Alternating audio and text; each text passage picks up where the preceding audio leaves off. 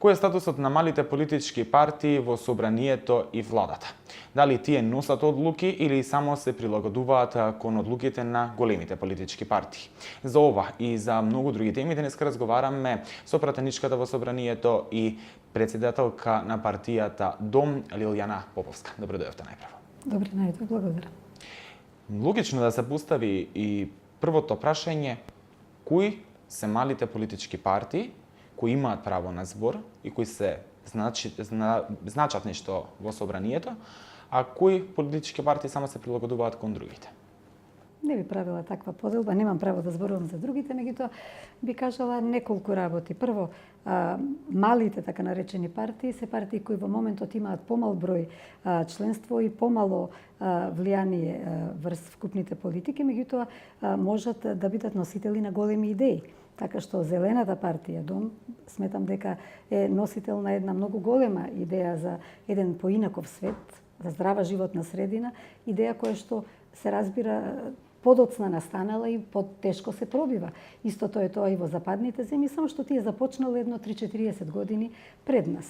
Инаку, секоја групација која што смета дека треба да реализира одредени граѓански интереси, има легитимно право да се формира како партија и да се легитимира како партија и да се излезе пред граѓаните со своја програма. Она што е битно според мене е за една партија да биде автентична, да има своја програма, да има своји идеали, да верува во нив и да се бори за нив. И само на тој начин една партија која не е од најголемите може да си обезбеди опстанок. Инаку не може ни еден човек, ни двајца, ни тројца, ни 13 да обезбедат повеќе годишен опстанок на партија ако зад тоа не стои силна идеја. Во државава имаме голем број политички субјекти, автентични се оние, како што реков, кои што имаат своја програма зад себе, меѓутоа и кои што имаат јасна идеологија, кои се јасно профилирани. Понекогаш партијата може да се формира околу некоја идеја, па група заинтересирани граѓани да се поврзат околу таа идеја.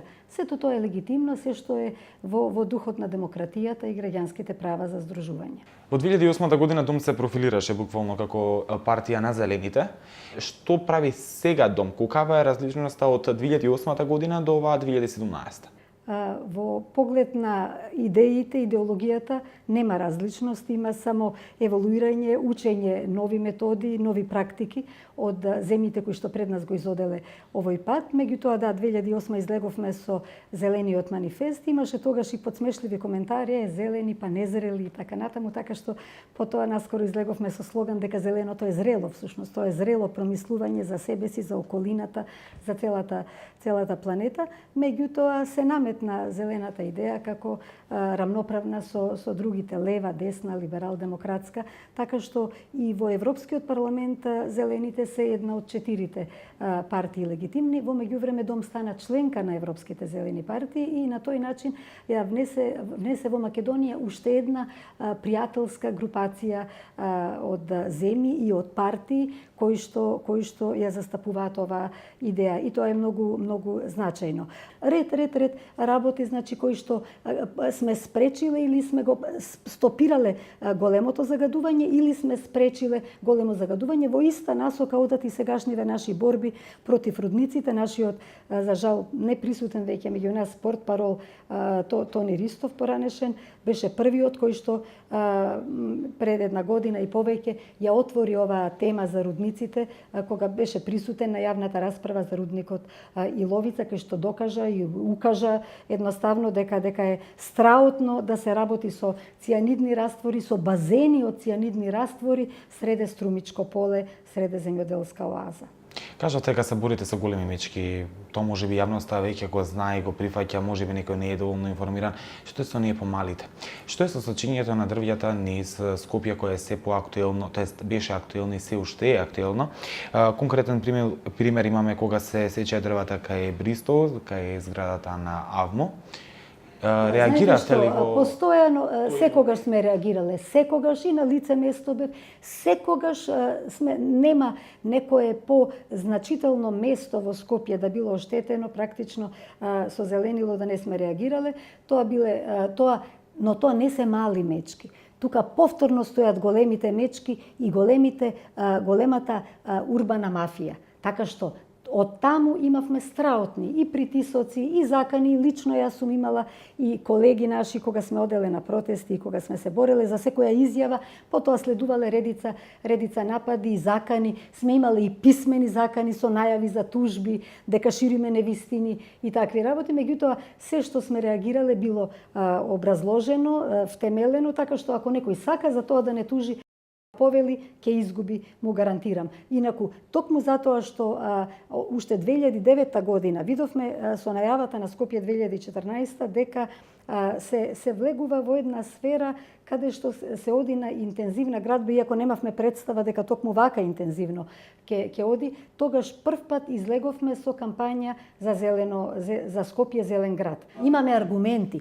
затоа што никогаш не излегуваме без јасни аргументи. Така што тоа се големи мечки, да тргнам на почетокот. Урбаната мафија и бизнисмените од урбанизмот се големи. Но вие сте еден пратеник, но сте во коалиција, бевте во коалиција со ВМРО ДПМН, не ја поддржуваат тие во тие моменти. Зошто цела јавност прашува зошто сега сте со СДСМ, а не сте со ВМРО. Сите прашуваат и не име на никого можеби јасно, на некого можеби не сака да свати. Им е јасно. Можеби вам не ви јасно, ма ќе ви одговораме, веќе ќе ви објаснам.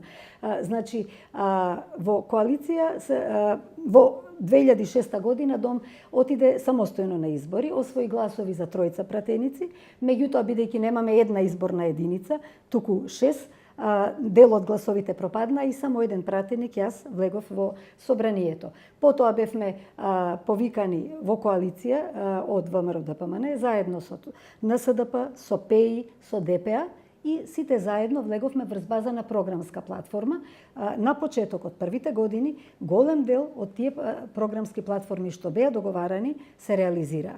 Инаку не би ни останале толку долго да немало реализација на тие платформи. Како што ви реков, редица закони од делот на животната средина беа усвоени, беа реализирани, од туризмот исто така, беше во текот на едни преговори, да речеме, беше избришана од план нуклеарната централа, која што беше спремна да се прави. Понатаму беше намален данокот ДДВ-то за туризмот од 18 на 5%, беше воведено субвенционирање и поддршка за обновливите енергии. Вака кога го кажувате, сето ова изгледа многу фино склопено.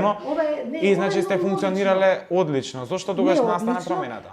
Одлично не, меѓутоа со текот на времето, како што растеше моќта на големата партија и како што на сите избори се освојуваа се поголеми делови од моќта, парламентарната власт, претседателската власт, локалната власт, така очигледно нешто се менуваше и во односот кон партнерите и во односот кон граѓаните. И затоа не случајно уште 2013 година излеговме сами на локални избори, освоивме 25.000 гласови и јасно се профилиравме како партија, си ги излеговме со својата програма и токму за таа наша програма ја добивме поддршката, а 2014 година, веднаш следната година, ние најавивме и имавме конгрес на кој што изгласавме, договоривме и тоа е се уште важечко, дека на следните локални избори ќе настапиме самостојно. Тоа беше всушност најава за ВМРО ДПМН дека ние планираме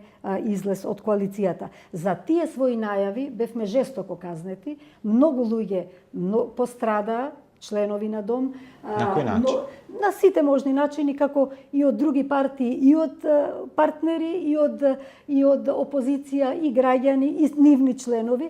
И кога не ни беше јасно точно што се тоа се случува, и веќе бевме во борба целата 2014 година, тогаш беше законот за високо образование, се сеќавате, значи ние бевме практично опозиционо настроени за многу сериозни програмски проекти, вклучително и за законот за просторно и урбано планирање на новите верзии, кои што беа страшни, ни еден амандман не ми помина и така натаму. Имавме една представа дека тоа се поединечни случаи, дека честопати се работи за локални моќници, кои што се силат, а дека практично нагоре има обид за да се исправат тие грешки, затоа што кога ќе сме реагирале, имало реакција и привид дека се решаваат проблемите. Меѓутоа, бомбите открија практично дека сето функционирало од горе надолу и тоа беше поразително и во такви ситуации, знаете, како партија моравме да се соочиме и се соочивме и го избравме патот, едноставно си пред една дилема, морална дилема, дали ти во вакви услови со ова откриено, разоткриено нешто се согласуваш или не. Бидејќи не се согласувавме, немавме удел нити во местење на избори, нити во злоупотреба на закони, во било која смисла, ние едноставно моравме да се дистанцираме и тоа беше најлогичен и чесен потек што го направивме. Се наметнува прашањето дали се плашите од тие што седат горе и дали се плашите од ВМРО ДПМНЕ како партија? Зашто да се плашам? Да се плашевме, немаше да излеземе. Така што ние излеговме во време кога бомби фрчеа на политичката сцена. И од една и од друга страна, од сите страни, од разноразни снимки излегува да сме се имале од што да се плашиме, ние немаше да излеземе. Дали ако има повод би се вратили? Вака. Значи, коалициите се прават зависно од изборните резултати, ги прави најголемата партија која што формира влада и таа понудува. Значи, во моментов ние бевме во коалиција со СДСМ, ни понудија да настапиме заеднички, иако ние се подготвувавме за самостоен настап, но беше укажано дека може да ги поделиме гласовите и дека не би било добро, како демократски сили, ние претходно подпишавме дека сме дел од еден демократски фронт кој што го иницираше Социјалдемократскиот сојуз и сметавме дека треба сите заедно, независно од етничка, верска, идеолошка припадност, да застанеме во тој фронт. Ние застанавме и бевме доследни во таа борба, иако во меѓувреме многу наши луѓе останаа без работа, некои завршија во затвор, некои добија кривични, други беа малтретирани, уценувани со деца, со внучиња, до тој степен што дури внуче на еден член, наш внук од сестра, не му беше дозволено да биде запишано во градинка, затоа што чичкото негов останал лојален на дом и не сакал да излезе надвор во еден град. Ова се случува веднаш по... Се случува, да, во годината по излагувањето наше од коалицијата со ВМРО. Значи, тие методи се неприфатливи, никој не треба веќе да ги прави. И пред крајот едно многу битно прашање, актуелно во јавноста, тоа е ЛГБТ заедницата. Она што јас го имам како информација дека се формира и група во собранието која ќе го поддржи законот за дискриминација, за антидискриминација, односно дали е точно или не, што точно работите моментално, кој е вашиот став за нив? Јас како пратеник сум била од секогаш, значи, во поддршка на ЛГБТ заедницата и Дом како зелена партија, тоа е дел од нашата агенда, борба против било каков вид дискриминација и тука се зелените најрадикални во позитивна смисла, би рекла. Така што и лично сум поднесувала измени и прво амандмани на стариот закон, а потоа и измени на законот за недискриминација, кој што немаше расположение да помине, спречив да се донесе уставна измена за спречување, пазете, на вонбрачна за ЛГБТ заедница на хомосексуална заедница, што навистина би било дзиркање во приватните соби на граѓаните, една потполно несоодветна идеја. Господја Поповска, со вас имаме да дискутираме уште многу теми, кај времето за жал е кратко, се надаме дека и нареден пат ќе одговорите на нашата покана за интервју и се надаме дека се чувствувавте пријатно. Благодарам. Ви благодарам за вниманието и останете со makvax.com.mk.